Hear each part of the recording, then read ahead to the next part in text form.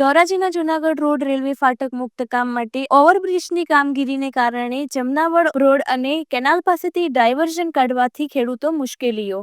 રાજકોટ જિલ્લાના ધોરાજીના જૂનાગઢ રોડનો માર્ગ બંધ કરીને જમનાવાડ રોડ પરથી કેનાલ તરફથી જૂનાગઢ કે સોમનાથ તરફ જવા માટે રસ્તો ડાયવર્ઝન કરવામાં આવેલ છે, કારણ કે ધોરાજી જૂનાગઢ રોડ આવેલ રેલવે ફાટક મુક્ત પુલની કામગીરી ચાલી રહી છે, તેને લઈને જૂનાગઢ અને સોમનાથ તરફ જવા માટે જમનાવડ રોડ અને કેનાલ તરફથી હજારોની સંખ્યામાં વાહનો અહીંથી નીકળી રહ્યા છે। આ જ વિસ્તારમાં 20 થી 30 ખેડૂતોની જમીન આવેલ છે।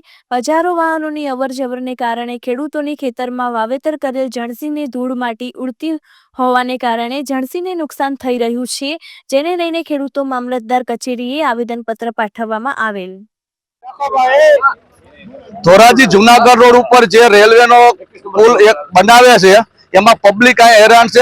21 નંબરની કેનાલ ઉપર સાધન હાલે છે, સરકારે કોઈ સર્વિસ રોડ આપેલ નથી। અહીંના ખેડૂતો હેરાન છે, લીલા પાકમાંથી સફેદ પાક થઈ ગયા, કોઈ મજૂર કામ કરતું આવતું નથી, મજૂરે 6 મહિનામાં ટીબીના પેશન્ટ બની જાય, એટલી ધૂળ ઉડે છે અહીંયા। સરકારને પહેલા અહીંયા સર્વિસ રોડ આપવો જોઈએ। આપણા અત્યારે સાંસદ મનસુખભાઈ માંડવિયા સાહેબ છે, તો એને પહેલા આમાં ધ્યાન આપવું જોઈએ। પેલા એનું તો પૂરેપૂરું ઉપજી શકે, દિલ્હી લેવલના માણસ છે, તો એને પેલા સર્વિસ રોડ કરીને ડામર રોડ કે આરસીસી નો કરાવી અને કઈક પેલા રસ્તો કરવો પડે, પછી કરો। અત્યારે પબ્લિક એટલી હેરાન છે, અત્યારે હેરાન છે ઉનાળામાં, અત્યારે 1-1 ફૂટના ખાડા થઈ ગયા છે, રફ રસ્તો છે, 8 ફૂટનો ખાલી રસ્તો, તો ચોમાસામાં ક્યાં હાલશે પબ્લિક? અમારી માંગ એ કે પેલા તો અહીંયા સર્વિસ રોડ કે ડામર પટ્ટી બનાવો, પછી ચાલુ કરાવો।